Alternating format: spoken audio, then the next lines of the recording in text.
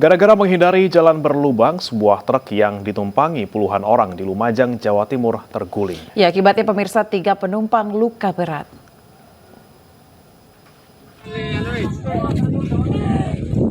Video amatir merekam saat setelah sebuah truk terguling di jalur lintas timur Desa Sumberjo, Lumajang, Jawa Timur, Minggu sore. Sejumlah penumpang luka berat tergeletak di jalan. Truk yang mengangkut 20 orang ini tiba-tiba oleng karena menghindari jalan yang berlubang dan akhirnya terguling. 3 penumpang yang mengalami luka berat dibawa ke Rumah Sakit Dr. Haryoto Lumajang. Sementara 17 penumpang lainnya mengalami luka ringan. Ini tadi dari mana mau kemana ya? Ini dari Dadapan Kejalit, dari pelepasan burung mati kita kerai. Oh, habis pelepasan burung di Kerai mau pulang ke Kejalit. Ya, Dadapan Kejalit. Itu hindarin jalan yang rusak itu. Dari jalan Pas hindarin jalan yang rusak itu, pas oleh pas anu itu Pak, langsung jatuh. berapa orang tadi Pak yang jadi? Yang luka 3 orang. Kasus kecelakaan ditangani unit laka lantas Satlantas Polres Lumajang. Dari Lumajang, Jawa Timur, Yayan Nugroho, iNews melaporkan.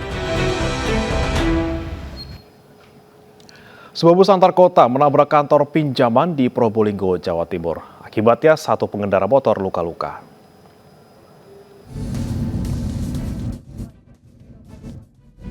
Sebuah bus antar kota menabrak kantor pinjaman di Jalan Raya Leces, Kabupaten Probolinggo, Jawa Timur. Sebuah baliho dan bagian depan kantor pun rusak. Seorang pengendara motor ikut menjadi korban dan mengalami luka ringan. Awalnya bus diduga melaju ugal-ugalan dari arah Kabupaten Lumajang. Saat akan menghindari kendaraan dari arah berlawanan, rem tiba-tiba tidak berfungsi. Sopir pun membanting setir ke kanan dan akhirnya menabrak kantor pinjaman. Ya kalau ceritanya sih ngeblong. Terus yang ditabrak apa ini, Pak? Yang ditabrak sepeda motor yang dan juga ini bangunan ini. Ada korban? Ada korban, 1 orang mengalami luka ringan. 15 penumpang bus selamat, sementara pengendara motor yang terluka dibawa ke Puskesmas Leces. Kasus kecelakaan ditangani unit laka lantas Satlantas Polres Probolinggo. Dari Probolinggo, Jawa Timur, Hana Purwadi, iNews melaporkan.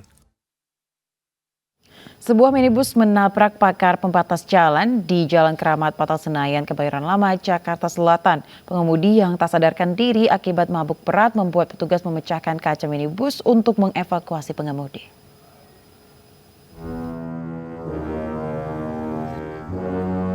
Sebuah minibus menabrak pembatas jalan di Jalan Keramat Patal Senayan, Kebayoran Lama, Jakarta Selatan.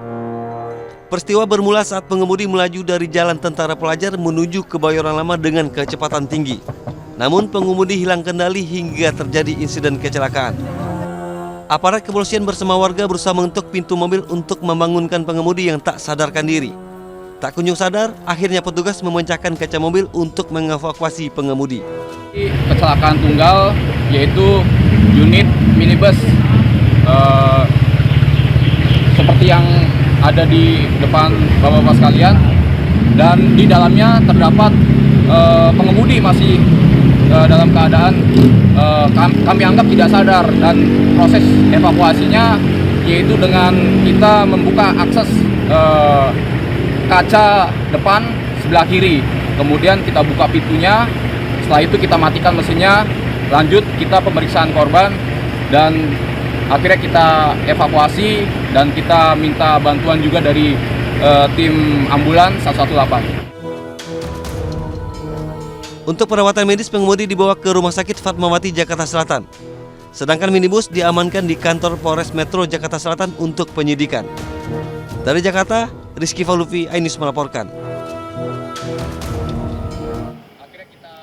Tim SAR gabungan kembali menemukan 2 korban tanah longsor di Pulau Serasan, Kabupaten Natuna, Kepulauan Riau. Pemerintah Natuna menambah waktu pencarian korban 3 hari ke depan karena diduga masih ada 8 korban yang belum ditemukan dalam 1 pekan pencarian.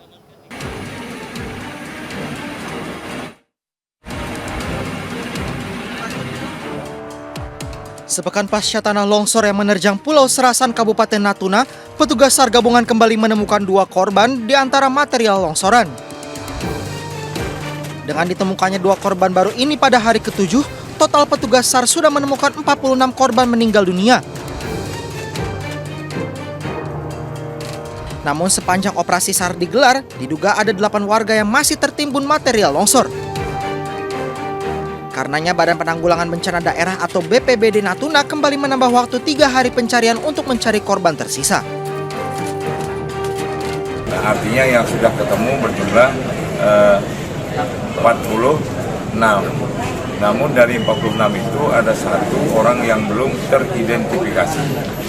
Nah, berkaitan dengan itu tentunya pencarian evakuasi sudah berakhir pada hari ini, tapi sudah kesepakatan dari Pak rekan SAR yang sebagai koordinator lapangan sudah minta petunjuk kepada atasan beliau dan sudah dikeluarkan izin untuk perpanjangan selama 3 hari berikutnya. Sementara itu, korban selamat yang mengungsi di 6 posko pengungsian tercatat 2.240 jiwa. Rencananya para korban akan direlokasi ke tempat aman. Dari Kabupaten Natuna, Kepulauan Riau, Alfi Al-Rashid, iNews melaporkan. Pemirsa, seorang ayah tega melempar bayinya sendiri berusia 3 bulan dari gendongannya. Akibatnya bayi meninggal dunia sementara pelaku ditangkap warga. Oh, di situ. Di situ itu, Bu. Bayi berusia 3 bulan dilempar ayah kandungnya sendiri di Dusun Pejaten Baru, Desa Rawasari, Pemalang, Jawa Tengah.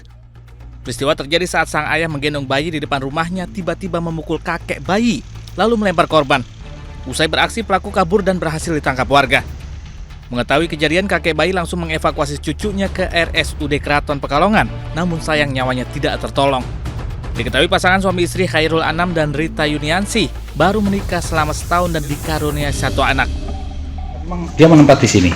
Tempat di sini 1 tahun. tahun. 1 tahun. Sudah nikah setahun ini? Setahun. Baru punya anak ini berarti ya? Sehari-hari dia kerja apa? Nyuci motor. Nyuci motor. Gak ada masalah. Mabuk itu gimana? Mabuk itu gimana? Gak mabuk, gak.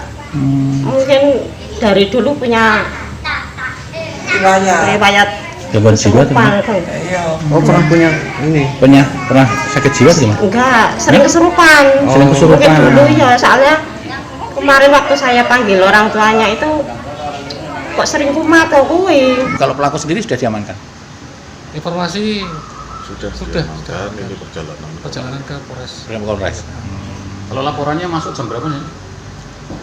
Malam ya? 22.30. Sempat ngecek ke TKP itu? Iya. Kejadiannya jam berapa nih? Kejadiannya 17.30 Polres. 30 ya. Meninggal di TKP itu di rumah sakit informasinya? Dalam perjalanan ke rumah sakit. Perjalanan ke rumah sakit Keraton. Kalau motif pelaku apa enggak? Belum jelas. Nah, ini kebetulan masih dalam dalaman karena kan baru penyidikan ya. Kan dari Polres PPAS. Jenazah bayi dimakamkan di pemakaman Desa Rawasari, sementara pelaku diperiksa intensif oleh Satreskrim Polres Pemalang. Gunung Merapi di perbatasan Yogyakarta dan Jawa Tengah hingga Minggu malam terus mengeluarkan material vulkanik. Kandungan magma yang terus bergerak ke permukaan kawah membuat potensi guguran diprediksi masih akan terus terjadi.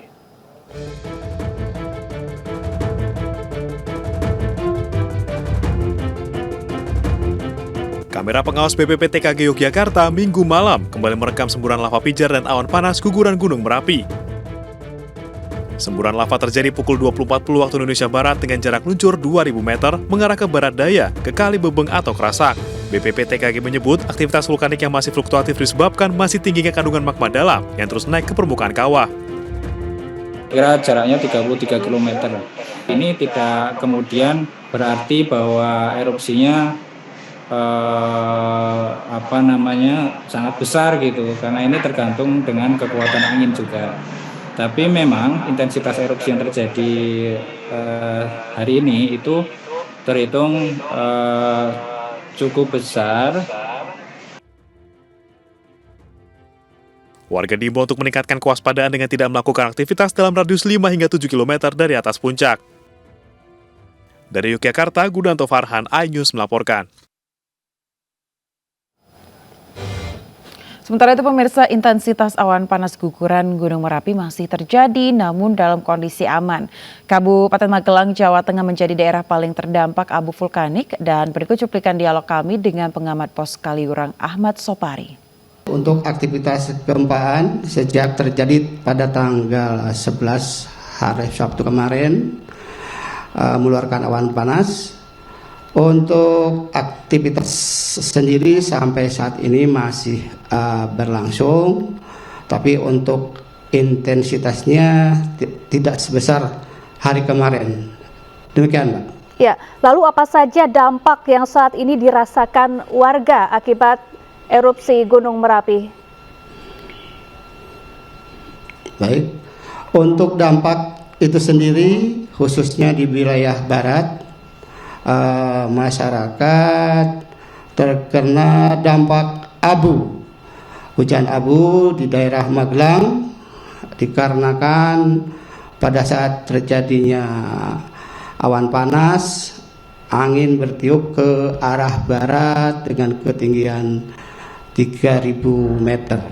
Jadi otomatis warga yang berada di sekitar Magelang, mungkin khususnya yang bercocok tanam, rumah-rumah, jalanan terdampak oleh abu vulkanik. Demikian, Pak. Ya, hingga kini apakah ada warga yang mengungsi, Pak, akibat erupsi Gunung Merapi ini? Sampai saat ini kami belum mendapatkan informasi untuk aktivitas pengungsian, dikarenakan untuk aktivitas gunungnya Merapi tersebut jaraknya masih aman, masih sekitar 4 kilo maksimal pada hari Senin kemarin. Demikian. Baik, kemudian Pak Sopari, apakah erupsi Gunung Merapi yang terjadi sejak Sabtu siang kemarin ini menimbulkan kerusakan terhadap rumah dan juga lahan pertanian milik warga? Seperti apa, Pak, kondisinya saat ini?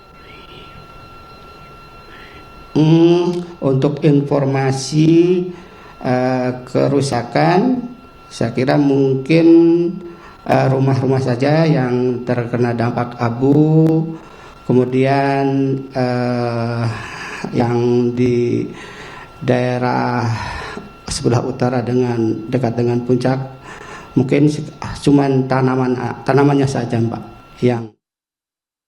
Informasi lain pemirsa, Blackpink mengguncang Jakarta melalui rangkaian konser tur dunianya. Para penggemar antusias menyaksikan konser yang digelar di Stadion Utama GBK Senayan, Jakarta.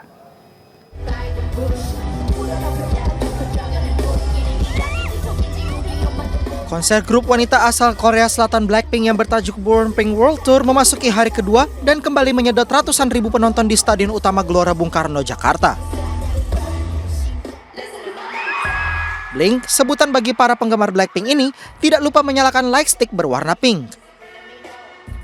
Beberapa lagu hit dari Blackpink mulai dari How You Like That, Dudu Dudu, hingga Kill This Love dibawakan di konser ini. Selain lagu hit, dua lagu terbaru mereka yaitu Shutdown dan Pink Venom juga ditampilkan pada konser kali ini. Jisoo, Jennie, Rose dan Lisa tampil energik di atas panggung yang sangat megah. Keempat personil Blackpink antusias menghibur para penggemarnya. Para penggemar pun ikut bernyanyi hingga membuat seluruh GBK bergemuruh. Ini merupakan konser terakhir Blackpink di Jakarta untuk tur kali ini. Selanjutnya mereka akan melanjutkan tur dunia Born Pink di Taiwan yang digelar pada tanggal 18 dan 19 Maret mendatang. Pemirsa, berakhirnya konser grup wanita Blackpink di hari kedua membuat puluhan ribu fansnya atau Blink tumpah ruah di jalanan sekitar Stadion Gelora Bung Karno. Para Blink mengaku puas dengan penampilan Blackpink.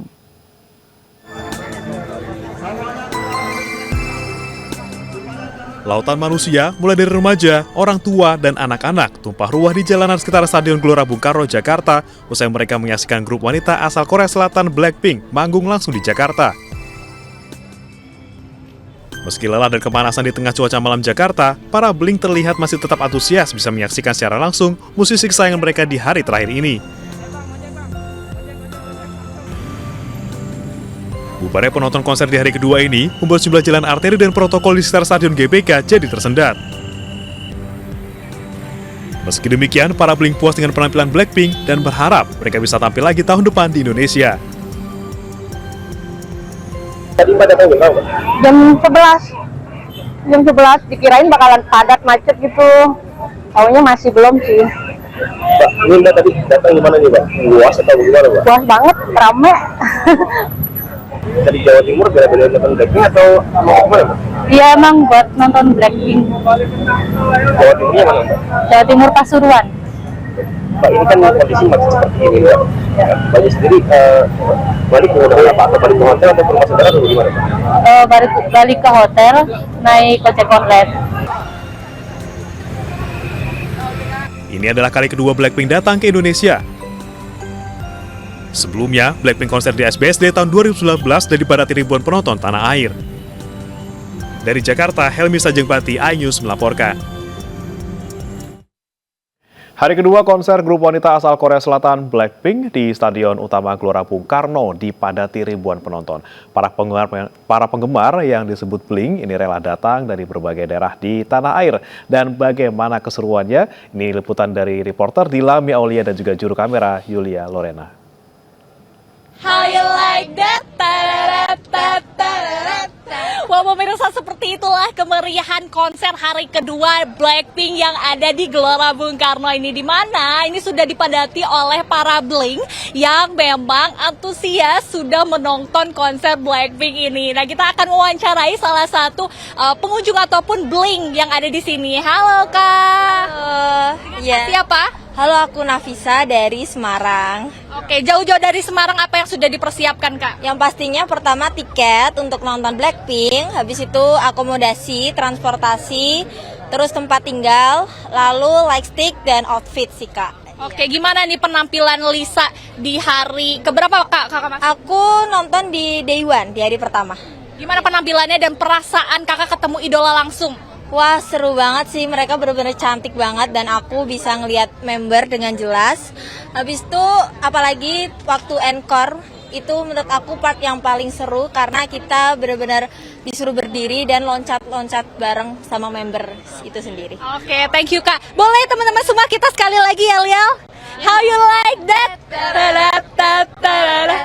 Wah, pemirsa, itulah antusias. Ada juga yang jauh-jauh datang dari Semarang dan juga yang menabung untuk demi menonton konser Blackpink ini. Dari Jakarta, Dilami Aulia, Yulia Lorena, iNews melaporkan.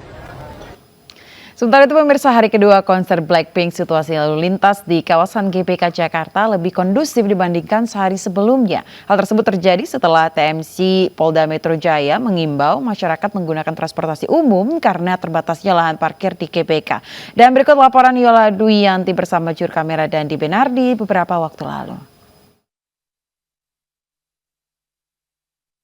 Situasi lalu lintas sendiri ini di kawasan Gelora Bung Karno, khususnya untuk di depan gerbang ataupun gate 10 GBK Jakarta ini sudah berangsur mulai kondusif, begitu artinya tidak ada kemacetan. Ini sudah ramai lancar, namun jika kita bandingkan dengan beberapa jam yang lalu, bahkan di kawasan GBK Jakarta ini terjadi penumpukan kendaraan ataupun kemacetan di kawasan GBK. Ini karena memang di hari kedua konser Blackpink yang bertajuk Burn Pink World Tour Jakarta. Ini tadi TMC Polda Metro Jaya terpaksa harus melakukan peralihan arus lalu lintas yang mana dari arah Semanggi menuju kawasan GBK Jakarta ini terpaksa harus diluruskan ke arah Palmerah dan juga Selipi. Hal tersebut dilakukan karena memang terjadi penumpukan kendaraan di kawasan GBK pada hari kedua konser Blackpink di GBK Jakarta.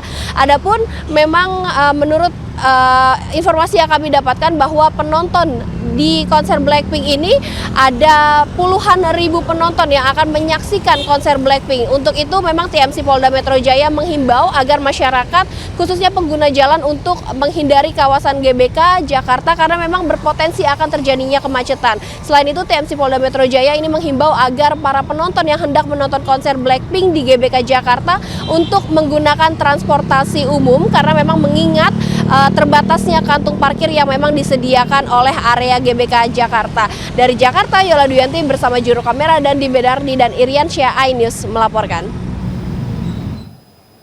Informasi lain pemirsa, ular sanca 4 meter ditemukan di rumah warga di Muara Baru, Penjaringan, Jakarta Utara. Pemilik rumah tak sengaja menemukan ular saat akan membongkar lantai.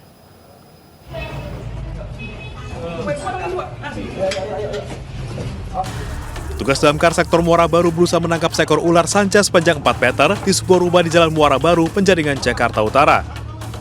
Namun satu ekor ular lain yang juga berukuran besar berhasil kabur.